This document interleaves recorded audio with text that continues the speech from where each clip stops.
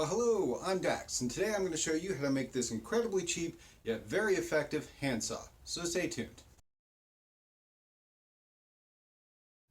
Okay, so today we're going to make a very cheap but effective jab saw. And that's the name of this saw technically, but it's really just a cheap handsaw. And it can do the jobs of many expensive saws, but in a compact and cheap form. So what kind of jobs can it do? Basic wood cutting, for sure. It can also reach into small spaces, so even if you do have a full-size reciprocal saw, there are places you just can't get to. And this can get to even smaller places than most small hand saws.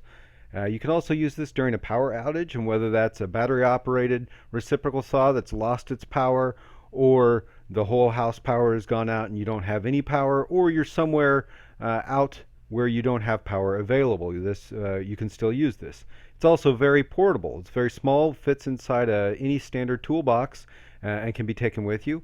Can be taken camping, so that's an advantage. It's very light. Doesn't take up a lot of room in a pack and still is very useful as a folding saw. And also, finally, it's disposable. So if there's something really nasty you have to do, say cutting sewage lines, something that's covered in tar, to deconstruct a roof, or something that's covered in just anything that you don't want on your good power tools, you can, or on your good saws of any kind, you can use this saw and then, if need be, throw it away afterwards because it's so cheap.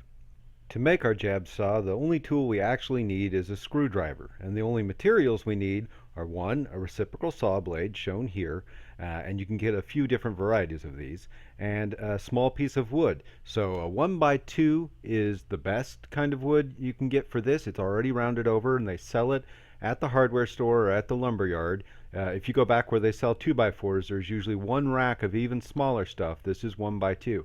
And if you don't have a saw already, you can even get them to cut that for you there at the store. And I would suggest about 9 inches for the length of your handle. And then other than that, you just need a few small screws which are big enough to go through the little hole at the bottom of the blade, but not too long so that they don't go all the way through your handle. When choosing which reciprocal saw blade to get, you really can't go wrong. Almost any of these will work, but each of them has a different specialty. Some are generalists, like the white one shown here. It has mid-sized teeth that are good for both hard materials and soft materials. The general key to know with this is the smaller the teeth, the smoother the cut and the harder the material it can cut through, but the slower it will go. So if you have a very soft material, like say plaster or sheetrock or very soft wood, then really big teeth will make a jagged cut but do it very quickly. On the other hand, if you're trying to cut through something like metal, you want very small teeth like a hacksaw has so that you can cut through it smoothly. Also, hardwoods or even softwoods that you want to cut with a very nice finished edge, you'll want to use a smaller tooth and it will take you a little bit longer. Somewhere in between you can do both, and that's fine too. To make our jab saw, first we take the blade and put it up to the handle and make sure there's at least 1.5 to 2 inches of the blade overlapping on the handle. And then we draw an outline around it and mark the points where we want to drill. We need at least 3 points of attachment, one through the little center hole, one behind the blade, and one in front of the blade. This is to keep the blade from rocking back and forth or folding up. Now we need to drill pilot holes for the screws to go into, and you'll want to choose a drill bit that's narrower than the threads of your screw. And if you don't have a full drill, then you can use a screwdriver with a drill bit to do this easily. And finally, it's just a matter of attaching the blade. So take one of your screws and slip it down through the little hole in the blade and line it up with the center drilled pilot hole.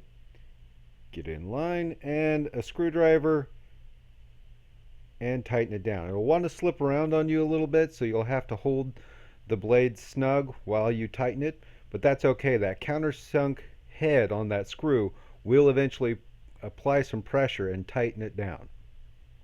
Once you get it in place, put in all the screws and you'll be done. So the first thing I would recommend doing with your brand new saw is making an even better handle. So I've given you the basic steps to get just a very basic handle, but I think we can do a little better. So if we use a drill press, we can get straighter holes. We don't necessarily have to. And then if you have a drum sander or even just sanding paper, sand off the edges of the handle so that it's nice and round and fits your hand exactly how it feels right to you.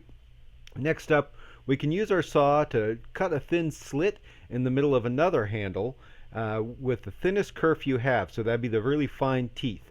And cut the slit down as far as you would draw the outline for the saw, and then drill the 3 holes just like you did before in the exact same places you did before. But this time, you're going to line up the holes with the blade using light. So if you hold up the handle to a light and look through the light and then slide the blade down in the handle, you will see that there's light coming through the hole, then it goes dark, and then it goes light again. That's when the hole is aligned. At this point, you can put in a screw and tighten it down, tighten down your other 2 screws. If you want, go ahead and apply some stain or a sealer to your handle, and you'll have a much nicer blade. Now that you have your saw, what can you do with it? Well, one of the simplest tasks you can do is cut wood. So this is the same dimension of wood as you would find in 2x4 lumber. And you can see that while it is taking me a little while to cut through it, it does cut through cleanly. And here, as you can see, if I change blades out to my hacksaw blade with the fine teeth, I can actually even cut through metal. Here I'm cutting through a screw.